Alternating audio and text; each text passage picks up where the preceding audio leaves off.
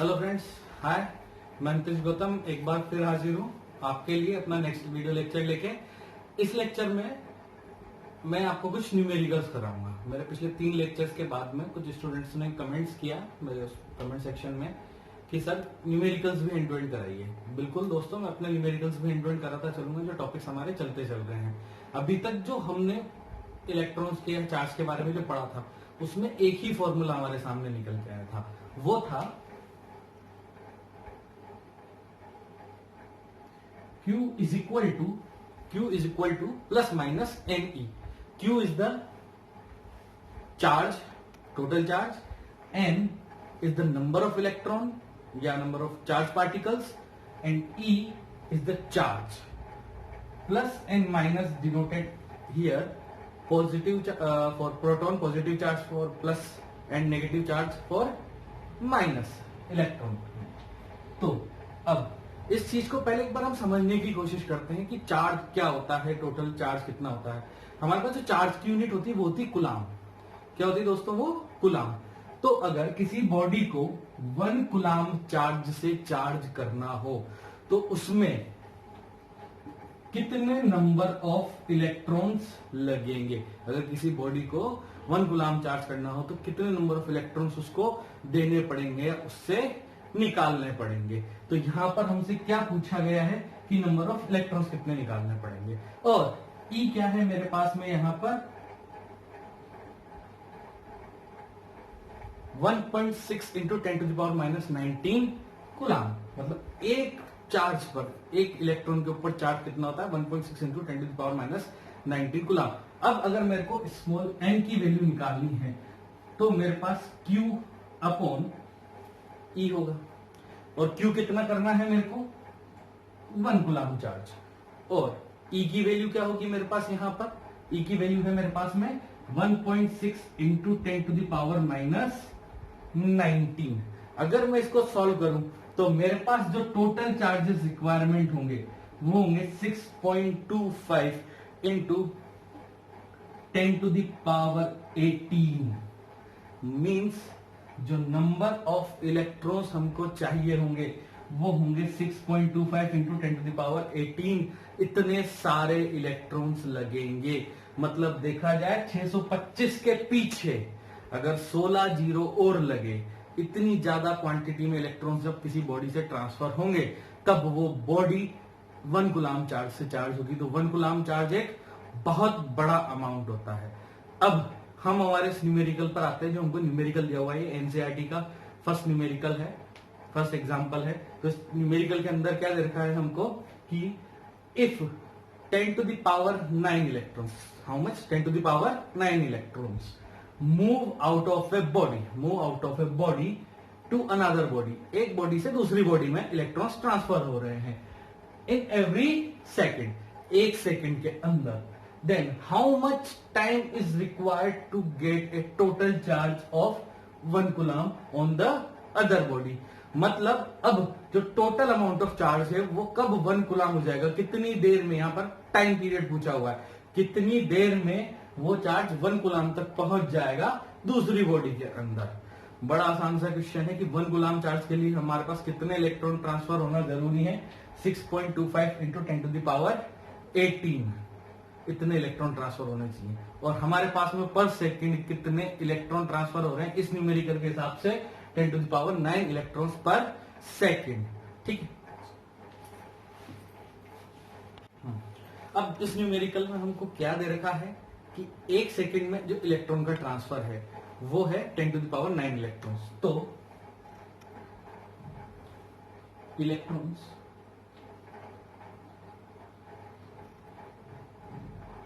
transferred in 1 second is 10⁻9 electrons. So एक second में body कितना चार्ज हो रही है? मतलब एक सेकेंड में बॉडी के पास चार्ज कितना जा रहा है? तो charge in 1 second is Q is equal to NE। Electrons कितने जा रहे हैं? 10⁻9 इलेक्ट्रॉन्स। एक इलेक्ट्रॉन के पास चार्ज कितना होता है? 1.6 इंटू 10⁻⁻19। तो एक सेकंड में बॉडी कितना चार्ज हो रही है? 1.6 इंटू 10⁻10⁻10 कूलाम से बॉडी हमारी चार्ज हो रही है ना। अब इतना चार्ज के लिए आपको कितना टाइम लग रहा है? 1 सेकेंड। इतना चार्ज होने के लिए कितना टाइम लग रहा है आपको? 1 सेकेंड। या 1 सेकेंड में कितना चार्ज हो रही है बॉडी? इतनी। तो 1 कूलाम चार्ज होने में बॉडी को कितना टाइम लगेगा? 1 कूलाम चार्ज होने में बॉडी को कितना टाइम लगेगा? वो होगा 1/1.6 इंटू 10⁻⁻10, जो कि हमारे पास में जब इसको हम सॉल्व करेंगे तो उसको एक बार हम लिख लेते हैं यहां पे। Time required to charge 1 coulomb is equal to 1/1.6 into 10⁻⁻10 seconds. जब इसको सॉल्व करूंगा तो 10⁻10 तो ऊपर की तरफ चला जाएगा मेरा, ठीक है, तो वो प्लस हो जाएगा। और 1 को 1.6 से करूंगा तो अगेन मेरे पास आएगा 6.25 इंटू 10⁻9 सेकेंड्स। मीन्स कितना टाइम लगेगा मेरे को? 625 के पीछे 7 जीरो और लगा दूं, इतने सेकंड्स मुझे लगेंगे। अब मैं इसको ईयर में कन्वर्ट करके आपको बताता हूं कि अगर इसको ईयर में कन्वर्ट करूं 6.25 इंटू 10⁻9 सेकेंड्स को, तो 6.25 इंटू 10⁻9 सेकेंड्स को अगर मैं ईयर में कन्वर्ट करने लगूं तो पहले तो मेरे को 60 इंटू 60 3600 तो ये है, ठीक है। एक घंटे के अंदर कितने सेकंड हुए मेरे पास में? 1 मिनट के अंदर 3600। कितने घंटे होते हैं? 24 घंटे का एक दिन। और एक साल में कितने दिन होते हैं? 365 से मैं अगर इसको डिवाइड करूं तो मेरे पास में कितना आता है? 198.18 ईयर। मीन्स 1 कूलाम चार्ज देने में मेरे को उस बॉडी को लगभग 200 साल लगेंगे। तो सोचिए 1 कूलाम चार्ज कितना बड़ा होता है। अगर मैं 1 सेकंड में 10⁻9 इलेक्ट्रॉन, इतने इलेक्ट्रॉन भी एक बार में ट्रांसफर कर रहा हूं तो भी 1 कूलाम चार्ज होने में मुझे कितना टाइम लग जाएगा? 198.18 ईयर। आप अपना आंसर यहां पर भी छोड़ सकते हैं। ये केवल इसलिए बता रहा हूं कि ताकि आपको पता चले कि इतना बड़ा अमाउंट चार्ज करने में कितना टाइम लगता है। और अगला न्यूमेरिकल भी एनसीईआरटी का अगला एग्जाम्पल है, बड़ा अच्छा एग्जाम्पल है। इस तरह के क्वेश्चन बच्चों थोड़ा सा हाइपोथेटिकल होते हैं, इसमें हमको कुछ चीजें माननी होती है।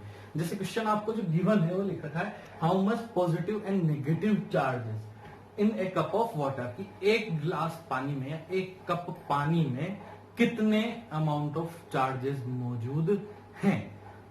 कोई वैल्यू नहीं दे रखी है आपको, न्यूमेरिकली देखा जाए तो यहां पर आपको सपोज करना पड़ता है, यहां आपको मानना पड़ता है। जैसे हमें यहाँ पर ये चीज कंसीडर करनी पड़ेगी, हम अपने हिसाब से कुछ भी कंसीडर कर सकते हैं कि जो हमारा 1 कप है उसमें कितना वाटर आता है या कितना पानी आता है। हम यहाँ पर कंसीडर करते हैं जो हमारा कप ऑफ वाटर है उसके अंदर 250 ग्राम पानी आता है। कितना पानी कितना वाटर हम कंसीडर कर रहे हैं? 250 ग्राम ऑफ वाटर एक बार में हमारे 1 कप पानी के अंदर आ जाता है। तो नाउ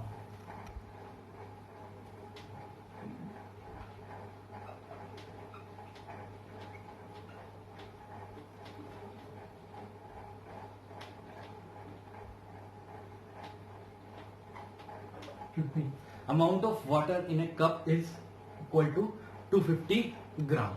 अब देखा जाए तो अब हमको टोटल अमाउंट ऑफ इसमें मोलिक्यूल्स निकालने हैं कि इसमें कितने मोलिक्यूल्स होंगे। तो जब भी हमको नंबर ऑफ मोलिक्यूल्स निकालने होते हैं तो नंबर ऑफ मोलिक्यूल निकालने के लिए हमने केमिस्ट्री में एक मेथड सीखा था जिसमें हम एवोगाड्रो नंबर से किसी भी क्वांटिटी को अगर मल्टीप्लाई कर दें, किसी भी चीज के वेट को अगर मल्टीप्लाई कर दें, मास को अगर मल्टीप्लाई कर दें और डिवाइड कर दें उसका उसके मोलिकुलर वेट से, किससे? मोलिकुलर वेट से, तो हमें नंबर ऑफ मोलिक्यूल्स पता चल जाएंगे कि उसमें कितने नंबर ऑफ मॉलिक्यूल्स अवेलेबल हैं।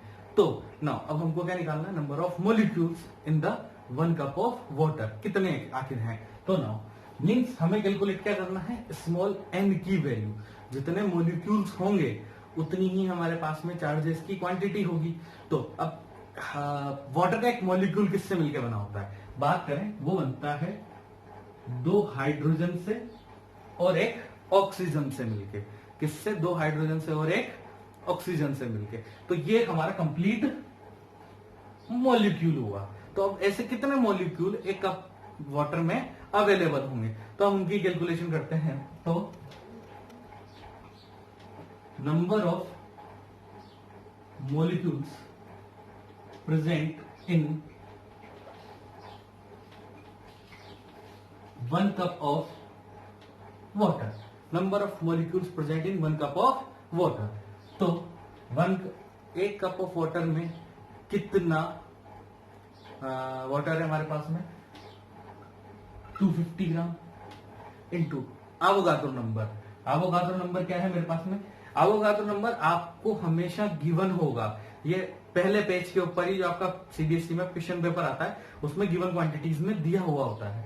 एवोगाड्रो नंबर है आपका 6.022 इंटू 10 टू द पावर 23। और वाटर का मोलिकुलर वेट कितना होता है, मोलिकुलर मास कितना होता है, अगर वाटर की बात करें वो होता है 18 यूनिट। कितना होता है, 18 यूनिट। तो अब मेरे को जब इसको कैलकुलेट करके मैंने निकाला तो मेरे पास जो नंबर ऑफ मॉलिक्यूल्स आए वाटर के अंदर, जो नंबर ऑफ मॉलिक्यूल्स आए वो आए 8.36 into 10 to the power 24 into 10 to the power 24। ये नंबर ऑफ मॉलिक्यूल्स हैं जो हमारे पास में अवेलेबल है, ठीक है, एक कप ऑफ वाटर में। अब इसके अंदर कितने चार्ज पार्टिकल्स अवेलेबल है, कितने चार्ज पार्टिकल अवेलेबल है। नाउ अब इसके अंदर देखते हैं एक मॉलिक्यूल के अंदर कितने चार्ज पार्टिकल अवेलेबल है। एक हाइड्रोजन के पास कितना चार्ज पार्टिकल अवेलेबल है, 1। उसके पास कितना इलेक्ट्रॉन होता है, 1। ऑक्सीजन के पास कितने चार्ज पार्टिकल्स अवेलेबल हैं, 8, क्योंकि इसके पास कितने नंबर ऑफ इलेक्ट्रॉन्स होते हैं, 8। अगेन इस हाइड्रोजन के पास में कितना इलेक्ट्रॉन्स होते हैं, 1। तो टोटल कितने चार्ज पार्टिकल मेरे पास अवेलेबल हैं एक हाइड्रोजन एक H2O मॉलिक्यूल के अंदर, वो है 10। नाउ अब देखते हैं हमारे पास में टोटल नंबर ऑफ चार्ज कितना हुआ। तो total number of charge now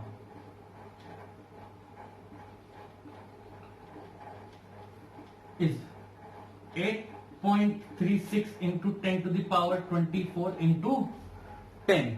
it means total number of molecule या total number of charges are 8.36 into 10 to the power 25। इतने चार्ज पार्टिकल्स मेरे पास में अवेलेबल हैं।